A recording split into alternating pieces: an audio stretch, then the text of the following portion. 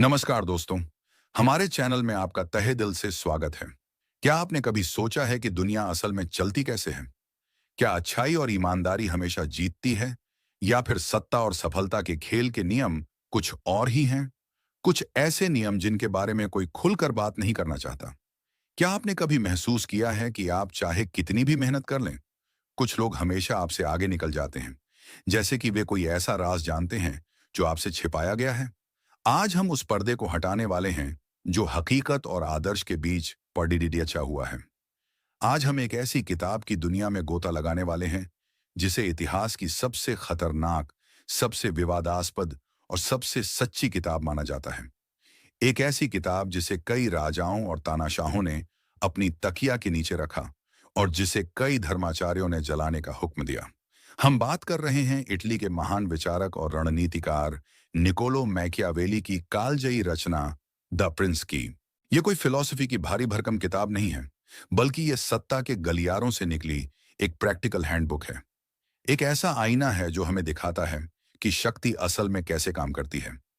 इस audio book में हम मैकियावेली के साथ उस दुनिया को देखेंगे जहां नैतिकता एक कमजोरी है और परिणाम ही सब कुछ है। हम जानेंगे कि एक शासक के लिए प्यार किए जाने से ज्यादा डरे जाना क्यों बेहतर है। हम सीखेंगे कि कब शेर की तरह ताकतवर होना चाहिए और कब लोमधी की तरह चालाक। हम समझेंगे कि इंसान का असली स्वभाव क्या है और कैसे उसकी कमजोरियों का इस्तेमाल करके शक्ति हासिल की जा सकती है। ये बातें आपको चौंका सकती हैं, आपको असहज कर सकती हैं और शायद आपको गुस्सा भी दिला सकती हैं। लेकिन ये वादा है कि इस सफर के अंत में आप दुनिया को, लोगों को और राजनीति को उसी नजर से नहीं देख पाएंगे जैसे आप पहले देखते थे। ये आपको वो चश्मा देगी जिससे आप सत्ता के खेल के हर मोहरे को साफ साफ देख सकेंगे। क्या आप तैयार हैं राजनीति और इंसानी स्वभाव के इस सबसे गहरे और सबसे अंधेरे समंदर में उतरने के लिए, जहां हर नियम को तोड़ा जाता है और हर सच को चुनौती दी जाती है? तो चलिए इस रोमांचक सफर की शुरुआत करते हैं। अध्याय नंबर 1। मैकियावेली कौन था? वो राजकुमार जिसे कभी राजगद्दी नहीं मिली। दोस्तों, इससे पहले कि हम द प्रिंस के खतरनाक और गहरे पानी में उतरें, ये जानना बहुत जरूरी है कि वो इंसान कौन था जिसने इस किताब को लिखा। वो कौन था जिसने राजनीति के बारे में इतना कड़ीडीडेहावा और इतना सच्चा लिखने की हिम्मत की? उसका नाम था निकोलो मैकियावेली। वो कोई राजा या राजकुमार नहीं था, बल्कि एक ऐसा बुद्धिमान व्यक्ति था जिसने अपनी पूरी जिंदगी सत्ता के खेल को बहुत करीब से देखा था और अंत में उसी खेल ने उसे बर्बाद करके फेंक दिया था।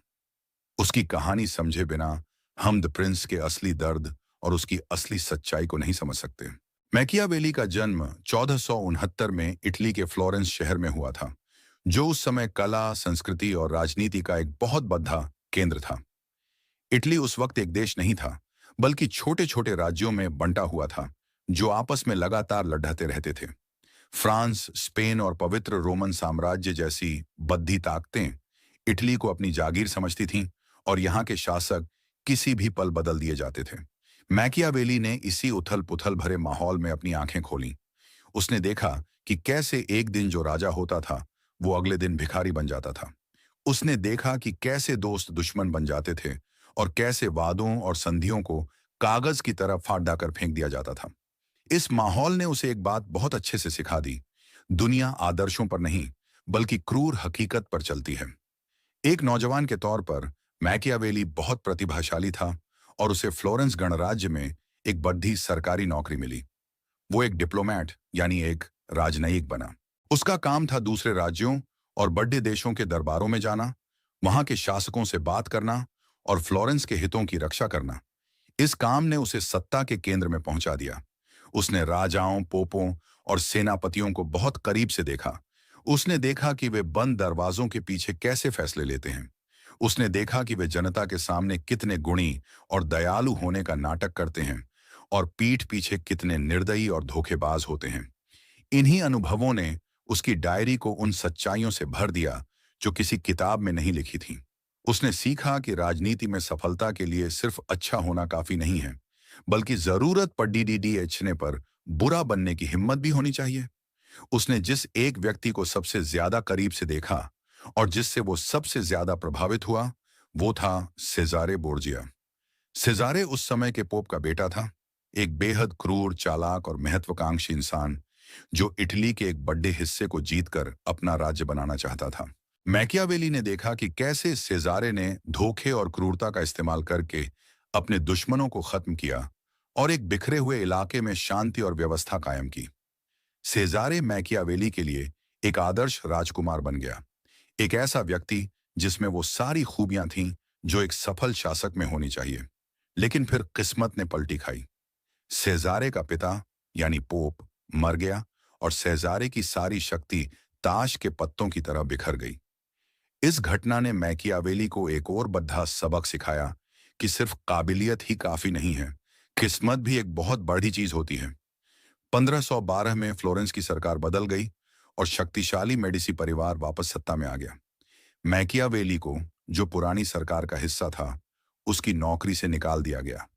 उस पर साजिश का इल्जाम लगाया गया, उसे जेल में डाला गया और भयानक यातनाएं दी गईं। जब वो जेल से छूटा तो वो एक टूटा हुआ और बर्बाद इंसान था। उसे शहर से निकालकर एक छोटे से गांव में भेज दिया गया। यहीं पर अपनी बेबसी और अकेलेपन में उसने वो किताब लिखी जिसने उसे अमर बना दिया, दी प्रिंस। ये किताब असल में मेडिसी परिवार के नए शासक लोरेंजो डी मेडिसी को संबोधित एक लंबी चिट्ठी थी।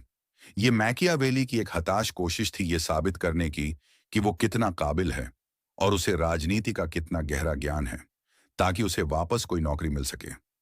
वो उस राजकुमार को सिखाना चाहता था कि सत्ता कैसे काम करती है, लेकिन विडंबना देखिए, वो खुद सत्ता से कोसों दूर था। वो एक ऐसा डॉक्टर था जो दूसरों को तो ठीक कर सकता था, पर खुद अपनी बीमारी का इलाज नहीं कर पा रहा था। तो जब आप इस किताब को पढ़ें, तो याद रखें कि ये किसी महल में बैठकर नहीं, बल्कि एक निर्वासित और अपमानित व्यक्ति की कलम से लिखी गई है। यही दर्द इस किताब को इतनी ज्यादा ताकत और सच्चाई देता है। लेकिन इस किताब का सबसे पहला और सबसे क्रांतिकारी विचार क्या था? मैकियावेली ने उस एक नियम को कैसे तोड़ा जिसे सदियों से सारे दार्शनिक मानते आ रहे थे। इस पहले धमाके को समझने के लिए आपको मेरे साथ अगले अध्याय में चलना होगा। अध्याय नंबर 2, हकीकत की जमीन, आदर्शों के आसमान से नीचे उतरो। पिछले अध्याय में हमने मैकियावेली के दर्द भरे जीवन को जाना और समझा कि द प्रिंस किन हालातों में लिखी गई थी। अब हम इस किताब के पन्नों में उतरते हैं और उसके सबसे पहले और सबसे क्रांतिकारी विचार का सामना करते हैं। ये वो विचार है जो मैकियावेली को प्लेटो, अरस्तु और उस समय के सभी ईसाई विचारकों से अलग खड़ी डीडी अच्छा कर देता है। ये एक ऐसा विचार है जो राजनीति को धर्म और नैतिकता के आसमान से खींचकर क्रूर हकीकत की जमीन पर पटक देता है। मैकियावेली कहते हैं कि एक सफल शासक बनने के लिए आपको दुनिया को वैसा नहीं देखना चाहिए जैसी वो होनी चाहिए, बल्कि वैसा देखना चाहिए जैसी वो है। ये बात सुनने में बहुत सीधी सादी लग सकती है, लेकिन इसके परिणाम बहुत गहरे हैं। मैकियावेली से पहले जितने भी महान दार्शनिक हुए थे, उन्होंने एक आदर्श राज्य की कल्पना की थी। प्लेटो ने अपनी रिपब्लिक में एक ऐसे राज्य की बात की थी जहां दार्शनिक राजा शासन करते हैं और हर कोई न्याय और सद्गुण के साथ रहता है। ईसाई विचारक सिखाते थे कि एक राजा को ईश्वर का प्रतिनिधि होना चाहिए, उसे दयालु, ईमानदार और प्रजा से प्यार करने वाला होना चाहिए। ये सब बहुत अच्छी और सुकून देने वाली बातें थीं, लेकिन मैकियावेली ने अपनी जिंदगी में देखा था कि असलियत इससे बिल्कुल अलग थी। उसने देखा था कि जो राजा ज्यादा दयालु और ईमानदार बनने की कोशिश करता था, वो सबसे पहले मारा जाता था या अपनी गद्दी खो देता था, और जो शासक क्रूर और धोखेबाज थे, वे अक्सर ज्यादा सफल होते थे। मैकियावेली कहते हैं कि एक राजकुमार जो हमेशा अच्छा बने रहने की कोशिश करता है, वो उन अनगिनत लोगों के बीच जरूर बर्बाद हो जाएगा जो अच्छे नहीं हैं। इसीलिए एक शासक को ये सीखना होगा कि जरूरत पड़ने पर वो कैसे अच्छा न रहे। उसे ये समझना होगा कि राजनीति का मकसद लोगों को नैतिक रूप से बेहतर बनाना या उन्हें स्वर्ग भेजना नहीं है। राजनीति का सिर्फ और सिर्फ एक मकसद है, राज्य की सुरक्षा और स्थिरता। और इस मकसद को हासिल करने के लिए अगर एक शासक को कोई ऐसा काम करना पड़े जो पारंपरिक नैतिकता की नजर में बुरा हो, तो उसे वो काम करने में हिचकिचाना नहीं चाहिए। यहीं पर वो प्रसिद्ध, हालांकि अक्सर गलत समझा जाने वाला सिद्धांत आता है कि अंत ही साधन को उचित ठहराता है। मैकियावेली ये नहीं कह रहे कि आपको हमेशा बुरे काम करने चाहिए। वो ये कह रहे हैं कि आपका अंतिम लक्ष्य यानी राज्य को बचाना इतना ज्यादा महत्वपूर्ण है कि उसे हासिल करने के लिए आप कौन सा रास्ता चुनते हैं, ये मायने नहीं रखता। इस यथार्थवादी नजरिए को समझाने के लिए मैकियावेली हमें इंसानी स्वभाव का एक बहुत ही कड्डिडिडवा और असुविधाजनक सच बताते हैं, और यही सच उनके सारे उपदेशों का आधार है। वो कहते हैं कि हमें इंसानों के बारे में कोई गलत फहमी नहीं रखनी चाहिए। इंसान असल में कैसा होता है? वो कहता है कि आमतौर पर इंसान कृतघ्न, चंचल, झूठे, डरपोक और लालची होते हैं। जब तक आप उनका भला करते हैं, जब तक आपसे उन्हें फायदा होता है, तब तक वे आपके हैं। वे आपके लिए अपनी जान देने की कस्में खाएंगे। लेकिन जैसे ही आप पर कोई मुसीबत आती है या आपसे उनका फायदा खत्म हो जाता है, वे आपको धोखा देने में एक पल भी नहीं लगाएंगे। ये एक बहुत ही निराशावादी तस्वीर है, लेकिन मैकियावेली कहते हैं कि एक शासक को अपनी नीतियां इसी कड़ी डीडीएनवे सच पर बनानी चाहिए, न कि इस मीठे झूठ पर कि इंसान स्वभाव से अच्छा होता है। तो मैकियावेली का पहला सबक साफ है: आदर्शों के गुलाबी चश्मे को उतार फेंको। दुनिया को उसकी पूरी कुरूपता और क्रूरता के साथ देखो। समझो कि शक्ति का खेल भावनाओं पर नहीं, बल्कि स्वार्थ और डर पर चलता है। अगर आप हमेशा नैतिकता की पतली पगडंडी पर चलने की कोशिश करेंगे, तो आप राजनीति के इस राजमार्ग पर कुचल दिए जाएंगे। आपको एक यथार्थवादी बनना होगा। आपको यह स्वीकार करना होगा कि दुनिया एक जंगल है, और यहां जिंदा रहने के लिए आपको जंगल के नियम सीखने होंगे। ये वो नींव है जिस पर मैकियावेली अपनी पूरी इमारत खड़ी करेंगे। ये वो लेंस है जिससे वो हमें सत्ता के हर पहलू को दिखाएंगे। लेकिन इंसानी स्वभाव के बारे में ये कड़वी सच्चाई हमें एक बहुत बद्धे सवाल की ओर ले जाती है। अगर इंसान इतने ही मतलबी और धोखेबाज हैं, तो एक शासक को उन पर नियंत्रण कैसे रखना चाहिए? उसे लोगों से प्यार करवाना चाहिए या उनसे डर पैदा करना चाहिए? ये राजनीति का शायद सबसे बड़ा और सबसे पुराना सवाल है, और मैकियावेली इसका जो जवाब देते हैं वो आज भी उतना ही प्रासंगिक और चौंकाने वाला है। इस महान सवाल का जवाब जानने के लिए आपको अगले अध्याय का इंतजार करना होगा। अध्याय नंबर 3: इंसान का असली चेहरा। क्या हम स्वभाव से स्वार्थी हैं? पिछले अध्याय में हमने मैकियावेली के यथार्थवादी दर्शन की नींव को समझा। हमने जाना कि कैसे वो हमें आदर्शों के आसमान से उतारकर हकीकत की कठोर जमीन पर लाते हैं। और इस हकीकत की जमीन का सबसे जरूरी हिस्सा है इंसानी स्वभाव की सही समझ। मैकियावेली का पूरा दर्शन इसी एक विचार पर टिका है कि इंसान स्वभाव से अच्छा नहीं, बल्कि स्वार्थी और अविश्वसनीय है। आज हम इसी विचार की गहराइयों में उतरेंगे, क्योंकि जब तक हम ये नहीं समझेंगे कि मैकियावेली इंसानों के बारे में ऐसा क्यों सोचते थे, तब तक हम उनके बाकी के क्रूर लगने वाले उपदेशों को कभी नहीं समझ पाएंगे। मैकियावेली हमें बताते हैं कि एक शासक को अपने लोगों के बारे में कोई भ्रम नहीं पालना चाहिए। वो कहते हैं, इंसानों के बारे में ये बात आम तौर पर कही जा सकती है कि वे चंचल, झूठे, डरपोक और लालची होते हैं। ये बहुत ही कठोर शब्द हैं, लेकिन चलिए इन्हें एक एक करके समझने की कोशिश करते हैं। चंचल यानी फिकल, इसका मतलब है कि इंसान की वफादारी हमेशा बदलती रहती है। आज जो आपके साथ है, कल वो आपके दुश्मन के साथ हो सकता है, अगर उसे वहां ज्यादा फायदा दिखे। उनकी दोस्ती और दुश्मनी सिद्धांतों पर नहीं, बल्कि स्वार्थ पर टिकी होती है। झूठे यानी डिसेप्टिव, इंसान अपनी असली मंशा को छिपाने में माहिर होता है। वो आपके मुंह पर आपकी तारीफ करेगा, लेकिन उसके दिल में आपके लिए नफरत हो सकती है। वो वादे करेगा, लेकिन उन्हें तोड़ धरने में एक पल भी नहीं सोचेगा अगर उससे उसका काम बनता हो। डरपोक यानी कावर्डली, मैकियावेली का मानना था कि ज्यादातर इंसान खतरों से डरते हैं और हमेशा आसान रास्ता चुनते हैं। वे किसी महान उद्देश्य के लिए अपनी जान जोखिम में नहीं डालेंगे जब तक कि उन्हें मजबूर न किया जाए। वे हमेशा उस पक्ष में रहना पसंद करते हैं जो जीत रहा हो। और सबसे महत्वपूर्ण, लालची यानी ग्रीडी फॉर प्रॉफिट। इंसान का हर काम कहीं ना कहीं उसके अपने फायदे से जुदा होता है। वो हमेशा ये हिसाब लगाता रहता है कि किस काम में उसे सबसे ज्यादा लाभ मिलेगा, चाहे वो धन का हो, पद का हो या सुरक्षा का।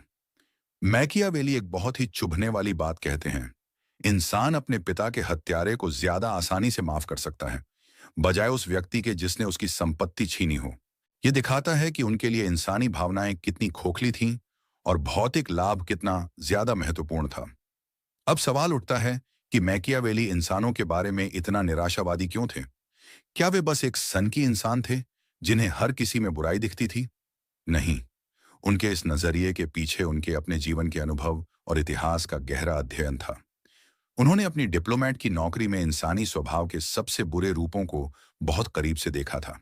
उन्होंने देखा था कि कैसे बड्ढे बड्ढे राजा और सेनापति अपने फायदे के लिए किसी भी हद तक गिर सकते थे। उन्होंने फ्लोरेंस की सड़कों पर आम लोगों को भी देखा था, जो आज एक नेता के लिए नारे लगाते थे और कल उसी को पत्थर मारते थे। इतिहास पीआरएच कर भी उन्होंने यही सीखा। चाहे वो रोमन साम्राज्य हो या कोई और, हर जगह उन्हें इंसानी धोखेबाजी, लालच और क्रूरता की कहानियां ही मिली। तो उनका ये नजरिया किसी कल्पना पर नहीं, बल्कि ठोस सबूतों और अवलोकनों पर आधारित था। इस समझ का एक शासक के लिए क्या मतलब है? इसका मतलब है कि आप लोगों की अच्छाई या उनकी वफादारी पर भरोसा करके अपनी नीतियां नहीं बना सकते। आप ये उम्मीद नहीं कर सकते कि लोग सही काम इसलिए करेंगे क्योंकि वो नैतिक रूप से सही है। नहीं, लोग सही काम तभी करेंगे जब या तो उन्हें उससे कोई फायदा हो रहा हो या फिर उन्हें गलत काम करने के सा का डर हो। यहीं से मैकियावेली के दर्शन का वो क्रूर तर्क निकलता है जो हमें आगे देखने को मिलेगा। अगर इंसान भावनाओं से ज्यादा अपने फायदे की परवाह करता है, तो एक शासक को भी भावनाओं की बजाय फायदे और डर की भाषा में ही बात करनी चाहिए। अगर इंसान वफादार नहीं है, तो एक शासक को भी हमेशा धोखे के लिए तैयार रहना चाहिए। तो मैकियावेली हमें इंसानी स्वभाव का जो आईना दिखाते हैं, वो बहुत सुखद नहीं है। वो हमें हमारी प्रजाति की सारी कमजोरियों और अंधेरे कोनों को दिखाता है। बहुत से लोग इस आईने को देखकर असहज हो जाते हैं और मैकियावेली को शैतान का दूत कहते हैं। लेकिन मैकियावेली का मकसद हमें निराश करना नहीं है। उनका मकसद है हमें तैयार करना। वो एक डॉक्टर की तरह हैं जो बीमारी का इलाज करने से पहले उसकी सही और कड़ी सच्चाई बताता है। वो कहते हैं कि अगर तुम इंसानों को उनकी असलियत में समझ जाओगे, तभी तुम उन पर सफलतापूर्वक शासन कर पाओगे।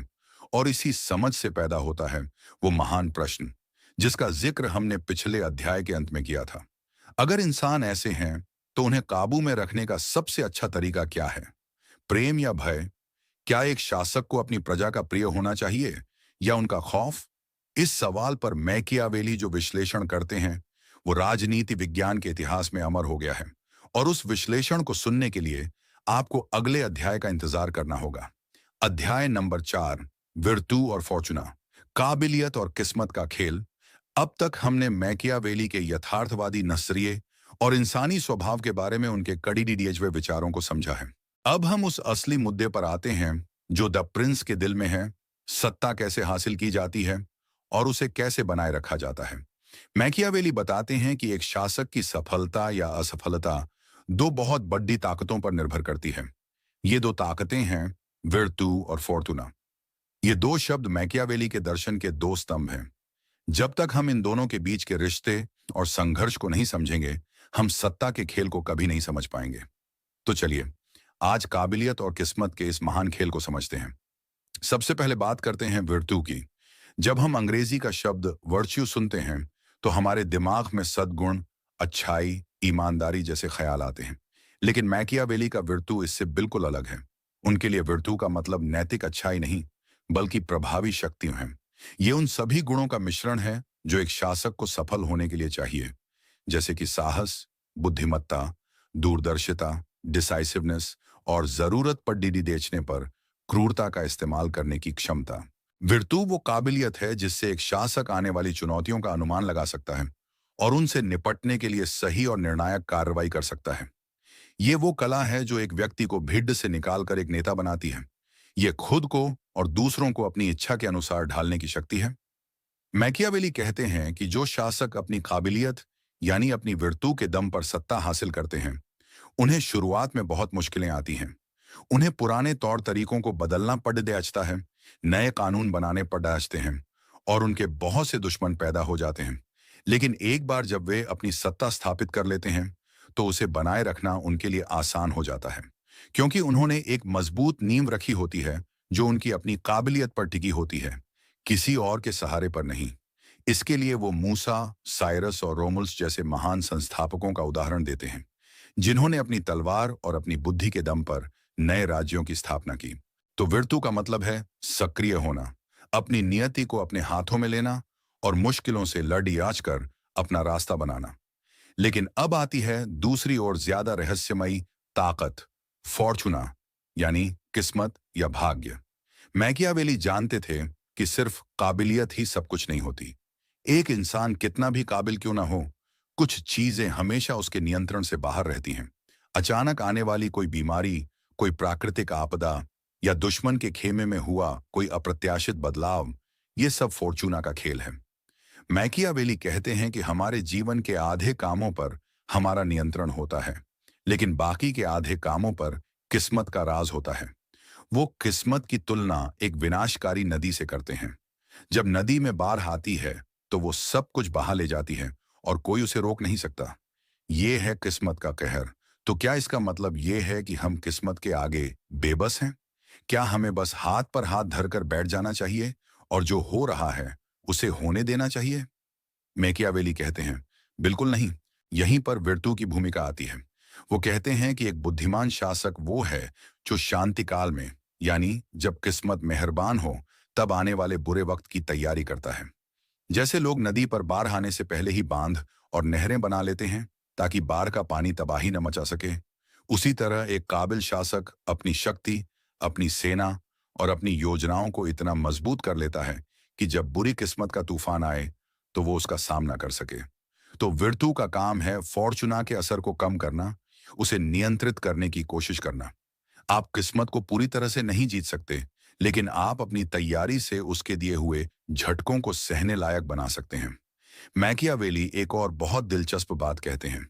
वो कहते हैं कि किस्मत एक औरत की तरह है और अगर आप उसे काबू में रखना चाहते हैं तो उसे मारना और पीटना जरूरी है। ये एक बहुत ही विवादास्पद और आज के समय में अस्वीकार्य उपमा है, लेकिन इसका प्रतीकात्मक अर्थ समझना जरूरी है। मैकियावेली का मतलब है कि किस्मत उन लोगों का साथ देती है जो साहसी, आक्रामक और जोखिम उठाने वाले होते हैं, न कि उनका जो सतर्क और डरपोक होते हैं। किस्मत चाहती है कि आप उस पर हावी हों, उससे डरे नहीं। जो शासक साहसिक फैसले लेता है और तेजी से काम करता है, किस्मत अक्सर उसी का साथ देती है। तो विर्तु और फॉर्तूना के बीच का यह रिश्ता एक डांस की तरह है। कभी विर्तु आगे बढ़ती है तो कभी फॉर्तूना। एक सफल शासक वही है जो इन दोनों के बीच संतुलन साधना जानता हो। वो अपनी काबिलियत पर भरोसा करता है, लेकिन वो किस्मत की ताकत को भी नजरअंदाज नहीं करता। वो बहादुर है, लेकिन बेवकूफ नहीं। लेकिन अब हम उस सवाल पर आते हैं जो हर लीडर, हर मैनेजर और हर उस व्यक्ति के मन में आता है जिसे लोगों से काम लेना है। लोगों पर शासन करने के लिए, उन्हें अपनी तरफ करने के लिए कौन सा तरीका बेहतर है? क्या हमें उनके दिलों में अपने लिए प्यार जगाना चाहिए या उनके दिलों में अपने लिए खौफ पैदा करना चाहिए? प्रेम और भय की इस जंग में कौन जीतता है? मैकियावेली इस पर जो कहने जा रहे हैं वो आपको सत्ता के मनोविज्ञान की सबसे गहरी और सबसे असुविधाजनक सच्चाई से रूबरू कराएगा। और ये जानने के लिए आपको अगले अध्याय में मेरे साथ चलना ही होगा। अध्याय नंबर 5, प्रेम या भय। एक शासक के लिए क्या बेहतर है? दोस्तों, अब हम द प्रिंस के उस हिस्से में आ गए हैं जो शायद सबसे ज्यादा प्रसिद्ध, सबसे ज्यादा उद्धृत और सबसे ज्यादा चौंकाने वाला है। ये वो सवाल है जो सदियों से शासकों, नेताओं और मैनेजरों को परेशान करता आया है। एक शासक के लिए अपनी प्रजा का प्रिय होना बेहतर है या उनसे डरा जाना? यानी प्यार और खौफ में से कौन सा हथियार ज्यादा कारगर है? मैकियावेली इस सवाल को उठाते हैं और इसका जो ठंडा, तार्किक और क्रूर विश्लेषण करते हैं, वो हमें इंसानी मनोविज्ञान की उन गहराइयों में ले जाता है जहां हम अक्सर झांकने से डरते हैं। मैकियावेली अपनी बात की शुरुआत बहुत ही आदर्शवादी तरीके से करते हैं। वो कहते हैं कि सबसे अच्छी स्थिति तो यही होगी कि एक शासक से उसकी प्रजा प्यार भी करे और उसे डरे भी, यानी वो दोनों हो। लेकिन फिर वो तुरंत कहते हैं कि इन दोनों चीजों का एक साथ होना लगभग असंभव है, क्योंकि प्रेम और भय की प्रकृति एक दूसरे से बिल्कुल अलग है। इसलिए अगर आपको इन दोनों में से किसी एक को चुनना हो तो बिना किसी शक के प्यार किए जाने से कहीं ज्यादा सुरक्षित है कि आपसे डरा जाए। ये वाक्य मैकियावेली के पूरे दर्शन का सार है। लेकिन वो इस नतीजे पर पहुंचे कैसे? चलिए उनके तर्क को समझते हैं। मैकियावेली हमें याद दिलाते हैं कि इंसान स्वभाव से कैसा होता है। कृतघ्न, चंचल, झूठा और स्वार्थी। वो कहते हैं कि प्रेम एक जिम्मेदारी और कृतज्ञता के बंधन से जुड़ा होता है। जब लोग आपसे प्यार करते हैं तो वे आपकी अच्छाई के कारण करते हैं, लेकिन चूंकि इंसान स्वभाव से मतलबी है, इसलिए वो इस जिम्मेदारी के बंधन को जब चाहे, जहां चाहे, अपने फायदे के लिए तोड़ ही सकता है। आज वो आपसे प्यार करते हैं, लेकिन कल अगर कोई और उन्हें ज्यादा फायदा देगा तो वे आपको भूल जाएंगे। प्यार एक बहुत ही अविश्वसनीय और नाजुक चीज है। आप इस पर भरोसा करके अपना राज्य नहीं चला सकते। दूसरी तरफ है भय या डर। डर किस चीज से पैदा होता है? सजा के खौफ से। मैकियावेली कहते हैं कि डर का यह बंधन कभी नहीं टूटता। लोग आपको धोखा देने या आपके खिलाफ जाने से पहले 1000 बार सोचेंगे, क्योंकि वे जानते हैं कि अगर वे पकड़े गए तो उन्हें भयानक सजा मिलेगी। प्रेम लोगों की मर्जी पर निर्भर करता है, लेकिन डर आपके नियंत्रण में होता है। आप लोगों को आपसे प्यार करने के लिए मजबूर नहीं कर सकते, लेकिन आप उन्हें सजा का डर दिखाकर आज्ञा का पालन करने के लिए मजबूर जरूर कर सकते हैं। इसलिए एक बुद्धिमान शासक हमेशा उस चीज पर भरोसा करेगा जो उसके अपने नियंत्रण में है, यानी डर, न कि उस चीज पर जो दूसरों के नियंत्रण में है, यानी प्रेम। लेकिन यहां मैकियावेली एक बहुत ही महत्वपूर्ण चेतावनी देते हैं। वो कहते हैं कि एक शासक को खौफ पैदा करना चाहिए, लेकिन नफरत से बचना चाहिए। डर और नफरत में एक बहुत महीन रेखा होती है। डर तब तक काम करता है जब तक लोगों को लगता है कि शासक सख्त है लेकिन न्यायप्रिय है। लेकिन अगर लोगों को यह लगने लगे कि शासक सिर्फ क्रूर और अत्याचारी है, तो उनका डर नफरत में बदल जाएगा। और जब बहुत सारे लोग आपसे नफरत करने लगते हैं, तो वे आपके खिलाफ साजिश करेंगे और आपको उखाड़ा फेंकने का कोई भी मौका नहीं छोड़ेंगे। तो नफरत से कैसे बचा जाए? मैकियावेली इसके लिए एक बहुत ही सीधा और व्यावहारिक नियम बताते हैं। जब तक बहुत जरूरी ना हो, अपनी प्रजा की संपत्ति और उनकी औरतों को हाथ मत लगाओ। जैसा कि हमने पहले सुना, इंसान अपने पिता के हत्यारे को भूल सकता है, लेकिन अपनी जायदाद छीनने वाले को कभी नहीं भूलता। जब तक आप लोगों के धन और उनके सम्मान को सुरक्षित रखते हैं, तब तक वे आपके डर के साए में चुपचाप अपनी जिंदगी जीते रहेंगे। तो मैकियावेली का संदेश साफ है। एक शासक को अपनी प्रजा के प्यार का भूखा नहीं होना चाहिए। उसे एक दयालु पिता की तरह नहीं, बल्कि एक सख्त मास्टर की तरह व्यवहार करना चाहिए। उसे अपनी शक्ति का प्रदर्शन करने से डरना नहीं चाहिए। जरूरत पड़ने पर क्रूरता का इस्तेमाल करना जरूरी है, ताकि बाकी लोगों के लिए एक मिसाल कायम हो सके।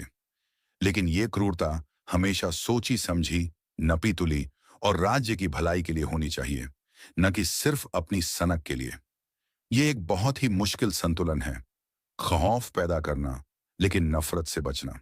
लेकिन मैकियावेली के अनुसार यही सफल शासन की कुंजी है। लेकिन क्या सिर्फ डर और ताकत ही काफी है? क्या एक शासक को हमेशा सच बोलना चाहिए और अपने वादे निभाने चाहिए, या राजनीति के इस खेल में धोखेबाजी भी एक जरूरी हथियार है? मैकियावेली इस पर जो सलाह देते हैं, वो शायद उनकी सबसे विवादास्पद सलाहों में से एक है। और इसे जानने के लिए आपको अगले अध्याय में चलना होगा, जहां हम शेर और लोमड़ी की मशहूर कहानी को सुनेंगे। अध्याय नंबर 6, शेर और लोमड़ी। एक शासक को कब ताकतवर और कब चालाक होना चाहिए? पिछले अध्याय में हमने प्रेम और भय के बीच की उस मुश्किल लड़ाई को देखा और समझा कि मैकियावेली क्यों डर को एक ज्यादा भरोसेमंद हथियार मानते हैं। लेकिन सत्ता का खेल सिर्फ ताकत से नहीं जीता जाता। कभी कभी आपको अपनी बुद्धि और चालाकी का भी इस्तेमाल करना पड़ता है। इस अध्याय में हम मैकियावेली के एक और बहुत ही प्रसिद्ध सिद्धांत को जानेंगे, जो एक शासक को सिखाता है कि उसे कब शेर की तरह शक्तिशाली होना चाहिए और कब लोमड़ी की तरह चालाक। यह सिद्धांत हमें बताता है कि राजनीति में सीधे सीधे लड़ने से ज्यादा जरूरी सही समय पर सही मुखौटा पहनना होता है। मैकियावेली एक बहुत ही मौलिक सवाल उठाते हैं। क्या एक शासक को हमेशा अपने वादे निभाने चाहिए और ईमानदारी से व्यवहार करना चाहिए? उस समय के सभी नैतिक और धार्मिक विचारक इसका जवाब हाँ में देते थे। वे कहते थे कि एक राजा का वचन पत्थर की लकीर होना चाहिए। लेकिन मैकियावेली हमेशा की तरह इस आदर्शवादी बात को खारिज कर देते हैं। वो कहते हैं कि इतिहास गवाह है, जिन शासकों ने बद्धे बद्धे काम किए हैं, उन्होंने अपनी जुबान या वादों की बहुत कम परवाह की है। उन्होंने अपनी चालाकी से दूसरे लोगों के दिमाग को घुमाया है और अंत में उन शासकों पर जीत हासिल की है जो सिर्फ ईमानदारी के भरोसे बैठे रहे। इसी बात को समझाने के लिए वो हमें बताते हैं कि लड़ेचने के दो तरीके होते हैं। एक है कानून का तरीका, जो इंसानों के लिए है, और दूसरा है ताकत का तरीका, जो जानवरों के लिए है। लेकिन चूंकि कानून का तरीका अक्सर काफी नहीं होता, इसलिए एक शासक को जानवरों के तरीके का इस्तेमाल करना भी सीखना चाहिए। और जानवरों में भी उसे दो खास जानवरों से सीखना चाहिए, शेर और लोमड़ी। शेर बहुत ताकतवर और खौफनाक होता है। वो भेदियों के झुंड को डराकर भगा सकता है। लेकिन शेर चालाक नहीं होता। वो जालों और फंदों को नहीं पहचान पाता और उनमें फंस जाता है। दूसरी तरफ लोमड़ी बहुत चालाक और धूर्त होती है। वो हर जाल और फंदे को पहचान लेती है, लेकिन वो भेदियों से लड़ने के लिए ताकतवर नहीं होती। इसलिए मैकियावेली कहते हैं कि एक सफल शासक को इन दोनों का मिश्रण होना चाहिए। उसे भेदियों को डराने के लिए शेर होना चाहिए और जालों को पहचानने के लिए लोमड़ी।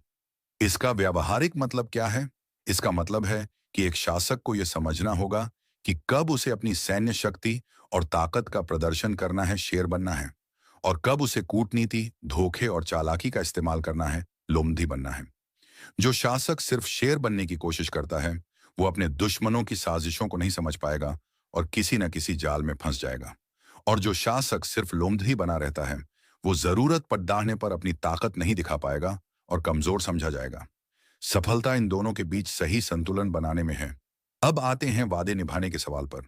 लोमड़ी की तरह चालाक होने का एक हिस्सा यह भी है कि आप अपने वादों से बंधे हुए नहीं हैं।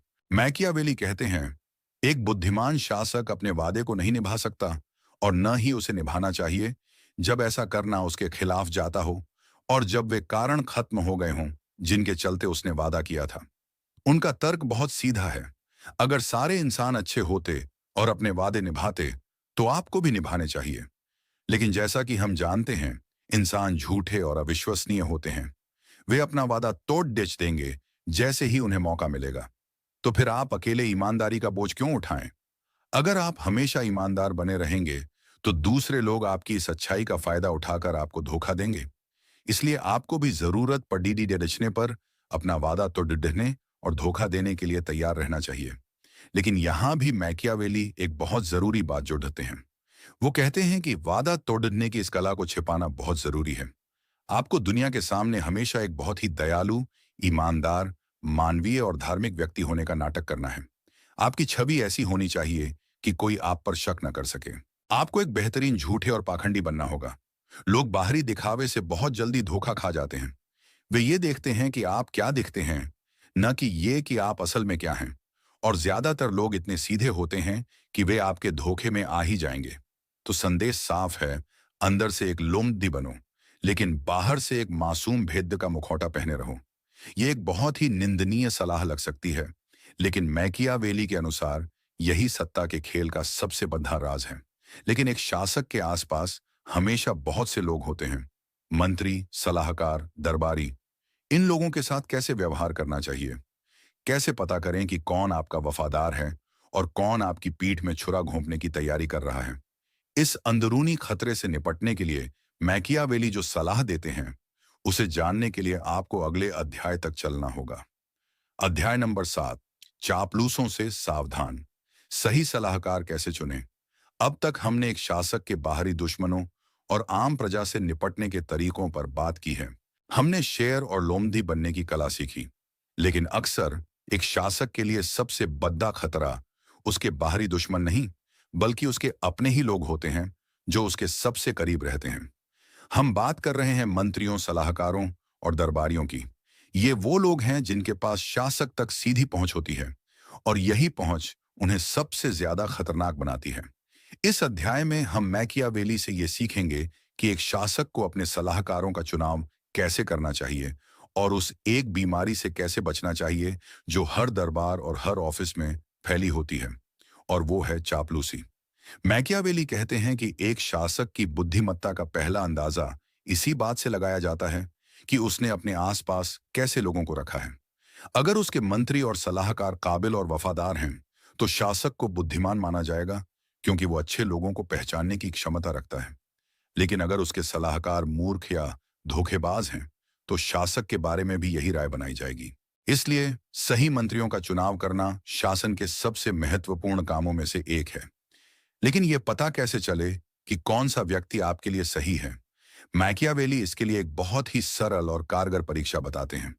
वो कहते हैं कि जब भी आप किसी व्यक्ति को मंत्री बनाने के बारे में सोचें, तो बस ये देखें कि वो व्यक्ति अपने बारे में ज्यादा सोचता है या आपके बारे में। अगर वो अपनी हर कार्रवाई में अपना फायदा ढूंढता है, अगर वो हमेशा अपने लिए धन, शक्ति और सम्मान चाहता है, तो वो व्यक्ति कभी भी एक अच्छा मंत्री नहीं बन सकता। आप उस पर कभी भरोसा नहीं कर सकते। एक अच्छा मंत्री वो है जो खुद को पूरी तरह से राज्य के काम में समर्पित कर दे और अपने निजी हितों को शासक के हितों से ऊपर न रखे। ऐसा व्यक्ति ही वफादार हो सकता है। लेकिन सिर्फ सही व्यक्ति को चुन लेना ही काफी नहीं है। आपको उसे वफादार बनाए भी रखना होगा। इसके लिए मैकियावेली शासक को सलाह देते हैं कि वो अपने मंत्री को सम्मान दे, उसे अमीर बनाए और उसे अपना एहसानमंद महसूस कराए। शासक को उसे इतना कुछ दे देना चाहिए कि मंत्री ये समझे कि उसकी अपनी भलाई शासक की भलाई से जुड़ी हुई है। उसे ये एहसास होना चाहिए कि अगर शासक को कुछ हुआ तो उसका अपना सब कुछ भी छिन जाएगा। जब शासक और मंत्री के बीच इस तरह का रिश्ता बन जाता है, तभी वे एक दूसरे पर भरोसा कर सकते हैं। तो ये एक लेन देन का रिश्ता है, जहां वफादारी के बदले सुरक्षा और समृद्धि दी जाती है। अब आते हैं उस दूसरी बड़ी समस्या पर, जो है चापलूसी। मैकियावेली कहते हैं कि दरबार चापलूसों से भरे होते हैं, क्योंकि इंसान अपनी तारीफ सुनने के लिए इतना उतावला रहता है कि वो आसानी से इस धोखे का शिकार हो जाता है। चापलूस वो लोग होते हैं जो शासक को हमेशा वही बात बताते हैं जो वो सुनना चाहता है, न कि वो जो सच है। वे कभी शासक की आलोचना नहीं करते और उसकी हर गलती पर भी वाहवाही करते हैं। ये बहुत खतरनाक है, क्योंकि अगर शासक को अपनी गलतियों का पता ही नहीं चलेगा, तो वो उन्हें सुधारेगा कैसे? वो धीरे धीरे हकीकत से दूर होता जाएगा और अंत में कोई बहुत बड़ी गलती कर बैठेगा। तो इस चापलूसी से कैसे बचा जाए? मैकियावेली कहते हैं कि इसका सिर्फ एक ही तरीका है, लोगों को ये एहसास दिलाना कि सच बोलने से आपको कोई नाराजगी नहीं होगी। एक शासक को कुछ बुद्धिमान लोगों को चुनना चाहिए और सिर्फ उन्हीं को यह अधिकार देना चाहिए कि वे उसे किसी भी मामले पर पूरी ईमानदारी से अपनी राय दे सकें। शासक को उनसे हर मुद्दे पर सवाल पूछने चाहिए, उनकी राय सुननी चाहिए और फिर आखिर में फैसला खुद लेना चाहिए। उसे ये साफ कर देना चाहिए कि वो सिर्फ इन चुने हुए लोगों की ही सलाह सुनेगा और किसी की नहीं। जब लोगों को पता चल जाएगा कि शासक सच सुनना चाहता है, तो वे चापलूसी करने की बजाय सच्ची सलाह देंगे। लेकिन यहां भी एक संतुलन साधना है। शासक को सिर्फ सलाह सुननी है, लेकिन अंतिम फैसला हमेशा उसका अपना होना चाहिए। अगर वो हर किसी की सलाह पर काम करने लगेगा, तो वो तिरस्कार का पात्र बन जाएगा। उसे एक मजबूत और निर्णायक नेता बने रहना है, जो दूसरों को सुनता तो है, लेकिन करता अपने मन की है। ये एक बुद्धिमान शासक की निशानी है। लेकिन एक राज्य सिर्फ सलाहकारों और नीतियों से नहीं चलता। उसे चलाने के लिए एक और बहुत जरूरी चीज चाहिए, और वो है सैन्य शक्ति। मैकियावेली सेना के बारे में क्या सोचते थे और क्यों वो कहते थे कि एक खास तरह की सेना रखना ही राज्य की सुरक्षा की गारंटी है? इस सवाल का जवाब हमें अगले अध्याय में मिलेगा। अध्याय नंबर 8, अपनी सेना बनाओ। किराए के सैनिकों पर कभी भरोसा मत करो। अब तक हमने सत्ता के खेल के कई मानसिक और रणनीतिक पहलुओं को समझा है। हमने सीखा कि एक शासक को यथार्थवादी, चालाक और अपने सलाहकारों को चुनने में माहिर होना चाहिए। लेकिन मैकियावेली हमें बार बार याद दिलाते हैं कि ये सारी चीजें बेकार हैं अगर आपके पास इन्हें लागू करने की ताकत नहीं है। और राजनीति में ताकत का अंतिम रूप होता है सैन्य शक्ति। इस अध्याय में हम मैकियावेली के उस विचार को जानेंगे जिसे वो सबसे ज्यादा महत्वपूर्ण मानते थे, और वो है एक राज्य की सेना। वो हमें बताएंगे कि एक मजबूत राज्य की नींव सिर्फ अच्छे कानूनों पर नहीं, बल्कि अच्छी सेना पर भी टिकी होती है। और एक शासक को अपनी सेना कैसे बनानी चाहिए? मैकियावेली कहते हैं, एक राज्य की मुख्य नींव अच्छे कानून और अच्छी सेना होती है। और चूंकि जहां अच्छी सेना नहीं होती, वहां अच्छे कानून नहीं हो सकते, और जहां अच्छी सेना होती है, वहां अच्छे कानून अपने आप आ जाते हैं। इसीलिए मैं कानूनों को छोड़ कर सेना के बारे में बात करूंगा। ये एक बहुत ही शक्तिशाली बयान है। वो कह रहे हैं कि न्याय और व्यवस्था का आधार भी अंत में तलवार ही होती है। एक शासक का सबसे पहला और सबसे जरूरी काम है युद्ध की कला को समझना और अपनी सैन्य शक्ति को मजबूत करना।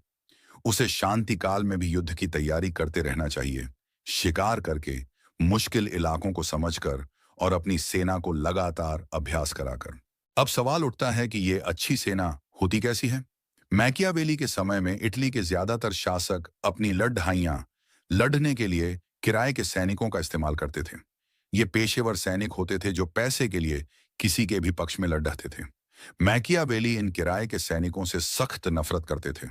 वो कहते हैं कि ये सैनिक पूरी तरह से बेकार और खतरनाक होते हैं। बेकार इसलिए क्योंकि वे आपके राज्य के लिए दिल से नहीं लड़ते, वे सिर्फ अपनी तनख्वाह के लिए लड़ते हैं। इसीलिए वे मैदान में अपनी जान जोखिम में नहीं डालेंगे। वे बहादुरी से नहीं लड़ेंगे और जैसे ही लड़ाई मुश्किल होगी वे भाग खड़े होंगे। और ये खतरनाक इसलिए है क्योंकि अगर वे जीत गए तो वे खुद आपके लिए खतरा बन सकते हैं। चूंकि उनकी वफादारी सिर्फ पैसे से है, इसलिए हो सकता है कि आपका दुश्मन उन्हें ज्यादा पैसे देकर अपनी तरफ कर ले, या फिर वे खुद इतने ताकतवर हो जाएं कि वे आपको ही गद्दी से उतारकर खुद राजा बन जाएं। मैकियावेली कहते हैं कि इटली की बर्बादी का सबसे बड़ा कारण यही किराए के सैनिक हैं, जिन्होंने देश को कमजोर और अस्थिर बना दिया है। वो कहते हैं कि किराए के सैनिकों पर भरोसा करना ऐसा है जैसे किसी और की ताकत के सहारे खड्डे होना, जो किसी भी पल हटाई जा सकती है। तो फिर इसका समाधान क्या है? मैकियावेली इसका एक ही समाधान बताते हैं, और वो है नागरिक सेना। एक शासक को अपनी सेना अपने ही नागरिकों में से बनानी चाहिए। ये वो लोग हैं जो अपने देश, अपनी जमीन और अपने परिवार की रक्षा के लिए लड़ टीच रहे हैं। वे पैसे के लिए नहीं, बल्कि एक उद्देश्य के लिए लड़ेंगे। उनमें वफादारी होगी, साहस होगा और वे अंत तक लड़ेंगे। मैकियावेली कहते हैं कि एक शासक के पास इससे ज्यादा भरोसेमंद कोई ताकत नहीं हो सकती। जब आपकी अपनी प्रजा हथियार उठाकर आपके लिए लड़ने को तैयार हो, तभी आपका राज्य सच में सुरक्षित है। ये विचार आज भी उतना ही प्रासंगिक है। इसे आप किसी भी संगठन या कंपनी के संदर्भ में देख सकते हैं। क्या आप अपने जरूरी काम बाहरी लोगों या फ्रीलांसरों को सौंपते हैं, या आप अपनी एक समर्पित और वफादार टीम बनाते हैं? जो संगठन अपनी कोर टीम पर निवेश करते हैं, वे लंबे समय में ज्यादा सफल होते हैं। मैकियावेली का संदेश साफ है, अपनी शक्ति का स्रोत हमेशा अपने अंदर, अपने लोगों में रखो। किसी बाहरी सहारे पर निर्भर मत रहो। सच्ची ताकत हमेशा अंदर से आती है। तो एक बुद्धिमान शासक अपनी काबिलियत का इस्तेमाल करके एक मजबूत नागरिक सेना बनाता है। वो शेर और लोमड़ी की तरह व्यवहार करता है और चापलूसों से बचकर रहता है। वो प्रेम से ज्यादा भय पर भरोसा करता है। ऐसा लगता है कि उसने सफलता का पूरा फॉर्मूला तैयार कर लिया है। लेकिन क्या इतना काफी है? क्या कोई ऐसी ताकत है जो सबसे काबिल शासक और सबसे मजबूत सेना को भी एक पल में बर्बाद कर सकती है? हाँ, एक ताकत है, और वो है किस्मत, या जिसे मैकियावेली फॉर्चूना कहते हैं। अगले अध्याय में हम देखेंगे कि एक शासक अपनी काबिलियत के बावजूद किस्मत के आगे कितना मजबूत या कितना लाचार होता है। अध्याय नंबर 9, दिखावे की कला। शासक को कैसा दिखना चाहिए? अब तक हमने सत्ता के खेल के लगभग हर पहलू को समझ लिया है। हमने जाना कि शासक को अंदर से कैसा होना चाहिए। सख्त, यथार्थवादी, जरूरत पड़ने पर क्रूर और चालाक। लेकिन अब हम एक बहुत ही दिलचस्प और महत्वपूर्ण सवाल पर आते हैं। शासक को बाहर से कैसा दिखना चाहिए? उसकी सार्वजनिक छवि कैसी होनी चाहिए? क्या उसे अपनी असली क्रूर प्रकृति दुनिया को दिखानी चाहिए, या उसे कोई मुखौटा पहनकर रखना चाहिए? इस अध्याय में हम मैकियावेली से दिखावे और पाखंड की कला सीखेंगे। ये वो कला है जो बताती है कि राजनीति में आप असल में क्या हैं। इससे ज्यादा महत्वपूर्ण ये है कि लोग आपको क्या समझते हैं। मैकियावेली एक बहुत ही गहरी बात कहते हैं। वो कहते हैं कि एक शासक के लिए ये जरूरी नहीं है कि उसमें वे सारे गुण हों जिन्हें अच्छा माना जाता है, जैसे कि दया, ईमानदारी, उदारता और धार्मिकता। लेकिन ये बहुत जरूरी है कि वो इन गुणों के होने का दिखावा करे। ऐसा क्यों? क्योंकि आम इंसान, जैसा कि हमने पहले भी चर्चा की, बहुत सीधे होते हैं। वे सिर्फ बाहरी रूप को देखते हैं। वे आपके कामों के नतीजों को देखते हैं, न कि उन तरीकों को जिनसे आपने उन नतीजों को हासिल किया है। मैकियावेली कहते हैं, हर कोई ये देखता है कि तुम क्या प्रतीत होते हो। कुछ ही लोग ये महसूस कर पाते हैं कि तुम असल में क्या हो। और वो कुछ लोग इतने कम होते हैं कि वे बहुमत के खिलाफ खड़े होने की हिम्मत नहीं कर सकते, खासकर जब बहुमत के पास राज्य की ताकत का सहारा हो। तो एक शासक को कौन कौन से गुण होने का नाटक करना चाहिए? मैकियावेली 5 गुणों की सूची देते हैं: दयालु, वफादार, मानवीय, ईमानदार और धार्मिक।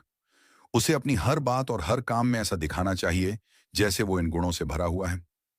खासकर धार्मिकता का दिखावा करना सबसे ज्यादा जरूरी है, क्योंकि आम लोग धर्म से बहुत प्रभावित होते हैं और एक धार्मिक दिखने वाले शासक पर आसानी से भरोसा कर लेते हैं। लेकिन मैकियावेली तुरंत चेतावनी देते हैं कि आपको सिर्फ इनका दिखावा करना है, असल में इनका पालन नहीं करना है। आपका मन और आपकी सोच हमेशा इस तरह से तैयार रहनी चाहिए कि जब जरूरत पड़े तो आप इन गुणों के ठीक उल्टा काम कर सकें। अगर राज्य को बचाने के लिए क्रूर बनना पड्डी है, तो आपको क्रूर बनना होगा। अगर वादा तोड़ ढचना पद्य है, तो वादा तोड़ धरना होगा। अगर अमानवीय व्यवहार करना पद्य है, तो वो भी करना होगा। ये एक तरह का दोहरा जीवन है। दुनिया के सामने आप एक संत हैं, लेकिन बंद दरवाजों के पीछे आप एक घाघ राजनेता हैं। मैकियावेली कहते हैं कि एक शासक को हमेशा दो बातों का डर होना चाहिए, एक अपनी प्रजा का विद्रोह और दूसरा किसी बाहरी ताकत का हमला। बाहरी हमले से वो अपनी अच्छी सेना और अच्छे दोस्तों से बच सकता है, और अगर उसके बाहरी मामले ठीक हैं तो अंदरूनी मामले भी ठीक रहेंगे, जब तक कि कोई साजिश न हो। और साजिशों से बचने का सबसे अच्छा तरीका है अपनी प्रजा की नफरत का पात्र न बनना। और जैसा कि हमने देखा, नफरत से बचने का एक तरीका अपनी संपत्ति और सम्मान को बनाए रखना है, और दूसरा तरीका है एक गुणी शासक होने की छवि बनाए रखना। अगर लोग आपको दयालु, ईमानदार और न्यायप्रिय समझेंगे, तो वे आपके खिलाफ किसी साजिश में आसानी से शामिल नहीं होंगे। तो दिखावे की ये कला एक सुरक्षा कवच की तरह है। ये आपकी असली कठोर नीतियों को एक मीठी चाशनी में लपेटकर पेश करती है, ताकि लोग उसे आसानी से निगल जाएं। ये आपको वो नैतिक अधिकार देती है जिससे आप ऐसे काम भी कर सकते हैं जो असल में अनैतिक हैं। मैकियावेली का एक प्रसिद्ध उद्धरण है, उद्देश्य की महानता ही कर्म को सम्मानजनक बनाती है।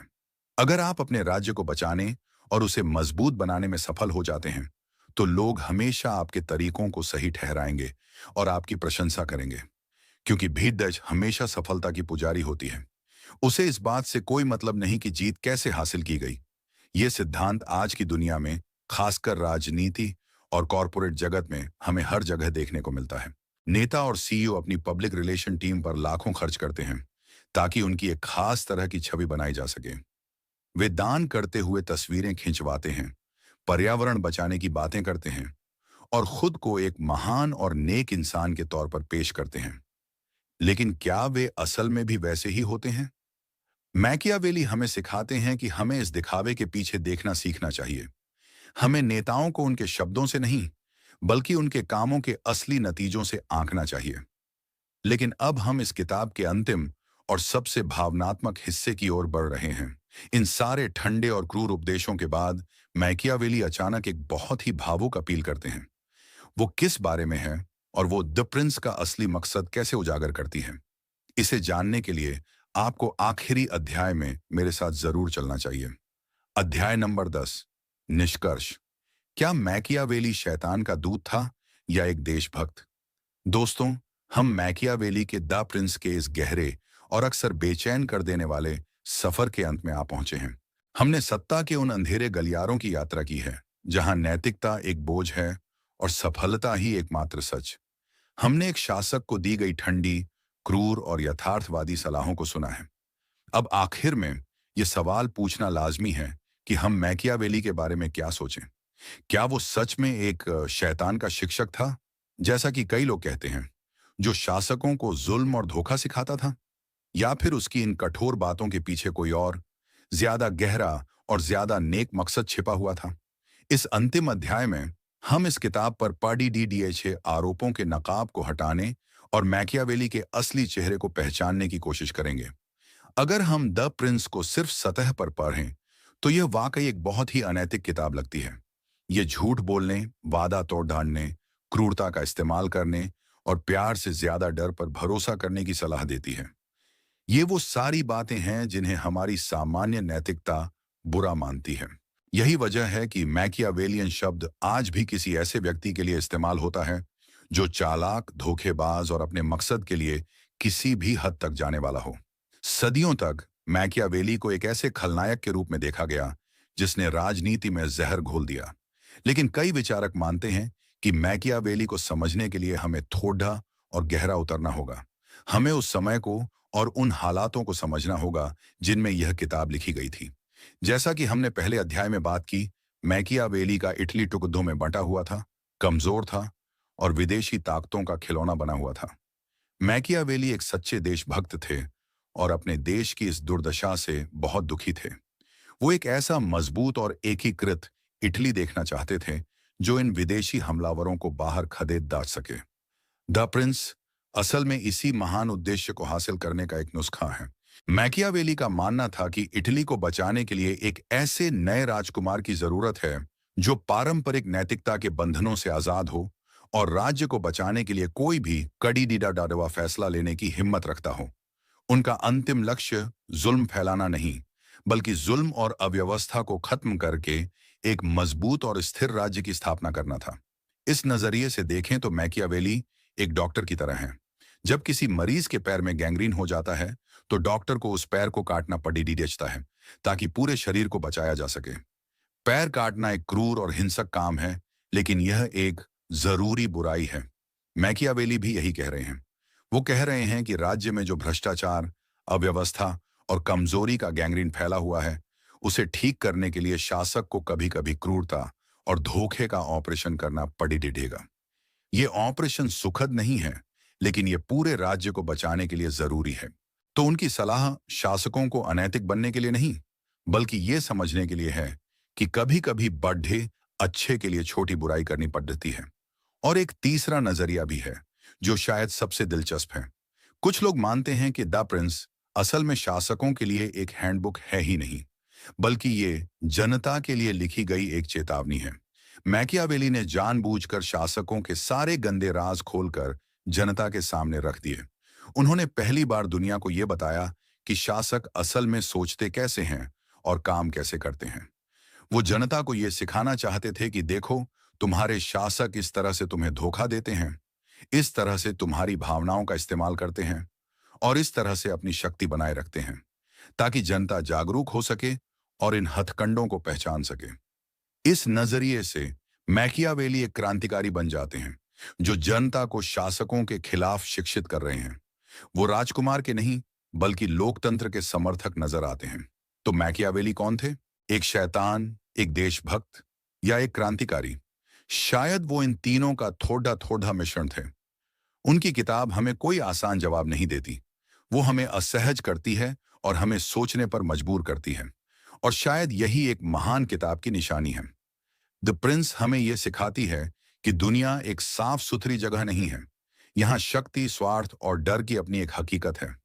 हम चाहें तो इस हकीकत से मुंह मोड़ सकते हैं और आदर्शों की दुनिया में जी सकते हैं, या फिर हम इस हकीकत को समझ सकते हैं, इसके नियमों को सीख सकते हैं और फिर इस ज्ञान का इस्तेमाल एक बेहतर और ज्यादा जागरूक जीवन जीने के लिए कर सकते हैं।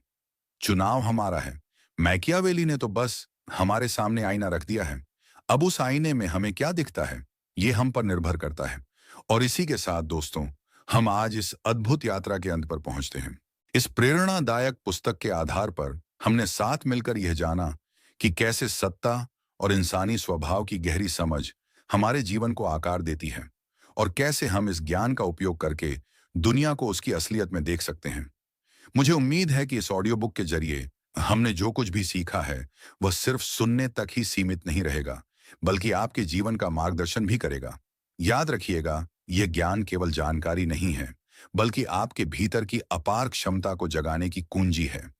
यह ऑडियो बुक आपको यह सिखाती है कि कैसे यथार्थवादी बने, कैसे इंसानी स्वभाव को समझें और कैसे अपनी रणनीतियां बनाकर अपने जीवन में स्वास्थ्य, खुशी और समृद्धि को आकर्षित करें। लेकिन सबसे महत्वपूर्ण, यह आपको यह भी सिखाती है कि आप कितने शक्तिशाली हैं और आपके अंदर दुनिया को समझने और उसमें सफल होने की कितनी क्षमता छिपी हुई है। अब जब आप इस ऑडियो बुक को सुनना समाप्त कर रहे हैं, तो मैं आपसे एक अनुरोध करना चाहता हूं। इन सिद्धांतों को याद रखें, इन पर विचार करें और इन्हें अपने दैनिक जीवन में लागू करने का प्रयास करें। और हमेशा याद रखें, आपके भीतर असीम शक्ति है और आप जो भी चाहें पा सकते हैं।